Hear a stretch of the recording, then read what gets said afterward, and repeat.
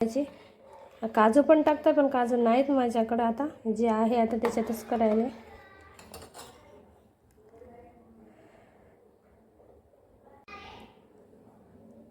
हे बघा मैत्रिणी, ह्याच्यामध्ये साखर टाकली आणि वेलची पूड आणि बदाम टाकले.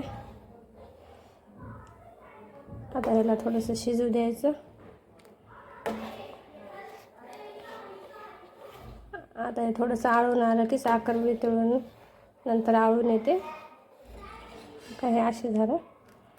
अजून थोडं पातळ आहे, थोड्या वेळाने आता हे चांगलं आळून येते. हे बघा मैत्रिणींनो, अशी झाली आपली खीर. आता थोडीशी गरम असल्यामुळं ही पातळ दिसायली. थोडं थंड झालं की ही आळती. आता प्लेटमध्ये काढूया आपण या.